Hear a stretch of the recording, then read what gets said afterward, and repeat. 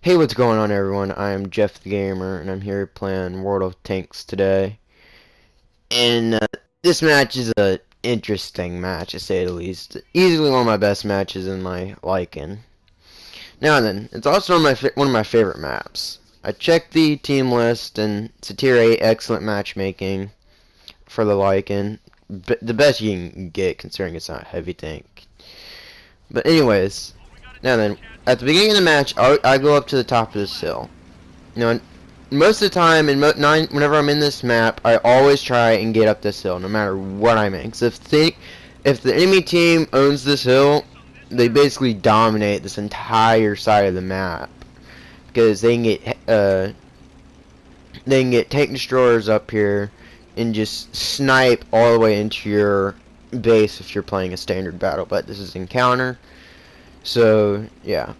So I'm up here doing a little bit of spotting, and I get spotted by the enemy M41 Walker Bulldog, and he spots me. I spot him, and yeah.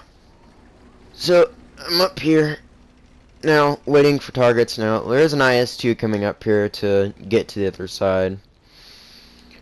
So I trying to spot stuff for him so that he knows what's coming at him. Now then, the only other thing to come over here is a E25. Now, at this point, I'm thinking about maybe going down, but I decided not to because there's going to be some nice opportunities to shoot at enemies up here and do some spotting. So, glad I did. So, I am trying to find targets to shoot at this point, and I see the M41 Walker Bulldog could be in a position for me to get at him, and he is. So, shot misses. The second one misses, and then I see Sherman Demo that's just sitting there. So, me happy to oblige, I start shooting shots at him, and he realizes he's being shot at, sadly. So I'm on my first reload, and then there's an enemy freedom, aka the Super Persian.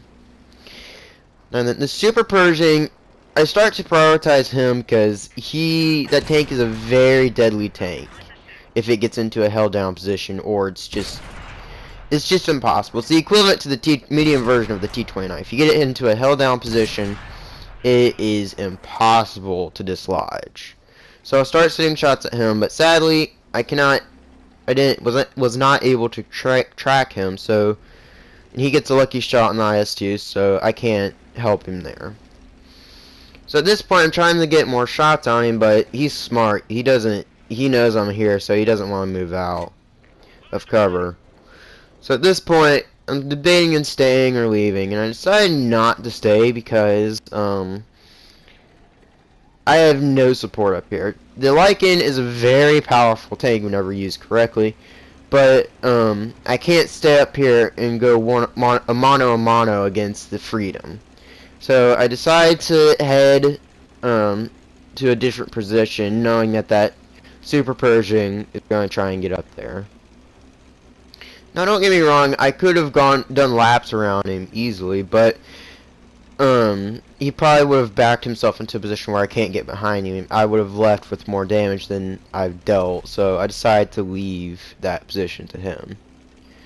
You could be arguing that, you could make the argument that I abandoned the artillery to die, but in this situation, the artillery, there was a chance he could have gone over the hill and gone after the artillery, but he may not know where the artillery is on this map, so meh.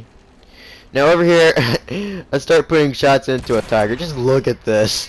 Just shot after shot after shot, and that's after my accuracy guy gets hit. Every single shot I fired was at him. Oh, that was funny. Okay, I go on the reload. I haven't noticed that my gunner is hit, so that's why I don't use the med kit immediately. So I start moving out, and I'm deciding again. I'm going to go get into a position where I can put shots on that tiger and Oni over there. And there's a Oho and a I think T43. Yeah, I think it's a T. No, that's the Japanese medium. Couldn't remember what it was. So I'm up here now, and I start putting shots into, or trying to put shots into him, and this shot just goes into his engine. And I still haven't noticed that my gunner's hurt. So I'm following in the Oni up here. I was going to give him a little helping push, but I decided not to. So we're moving up on this flank. We've pretty much dominated this flank over here. Now sadly, while we were doing that, they have also dominated the center now. So at this point, I'm going for their artillery, because the motherland and the Oho are going to have this down pretty well. So I start looking for their artillery. Now on this map, the artillery that spawns on this side of the map will just pretty much stay in this back corner, and you can see right here, there, you can see a shot fire from him. So that basically confirmed his position to me. So I'm coming over here. First one hits, second one hits, and third one does the job. So 3 shots left in the chamber. I'm going to try and get to a position where I can shoot the T32, but I'm not going to be able to. So I get into a position where I can shoot the T32.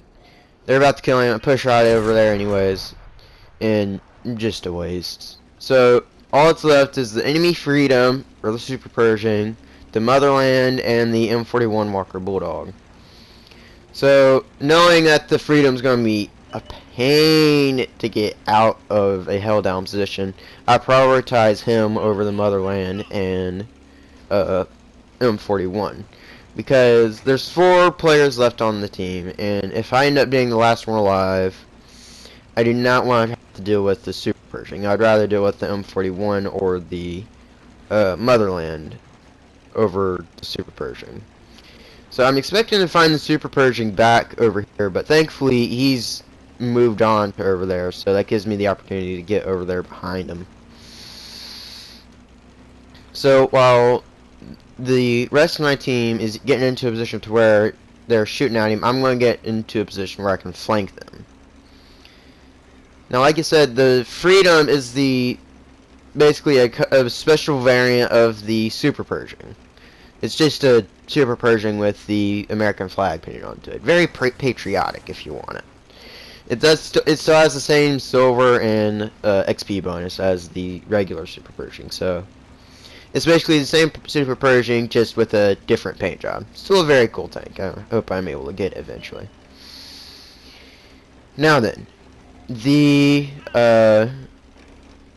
comes the M41 Bulldog. I was not expecting to find him. So I kill him, so I don't have to worry about him anymore. And like I said, I'm still prioritizing the Super Pershing. He's on half health now. Watch what happens when I get down here. First one misses. Second one hits him and tracks him. He sees me that I'm here now. I'm just putting shot after shot into him. He's a one-shot kill. He has the side of his turret. There we go. If you're in a Super Pershing, do not. If you're ever shooting at a Super Pershing, if you're not, and you don't have the side of the turret, the side of the tank, the side of the turret is just as good. So, yeah. Now then, at this point, I get into the cap circle, pressuring that Motherland to stay and fight. And thankfully, the Oho is still alive. So, that just helps out tremendously. A giant Japanese heavy formed shit at instead of me. So now then, the Oho is trying to get into position to fire at him. I am not in a position to fire at him.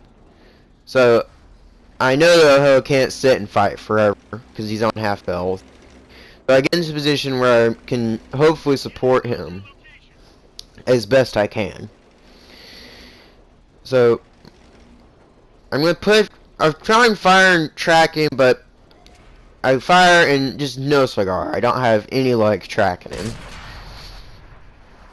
So, yeah. This is the part, I put like several shots, almost my entire magazine over there trying to track him, but that fails.